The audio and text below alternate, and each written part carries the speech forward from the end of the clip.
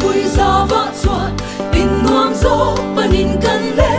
chu mun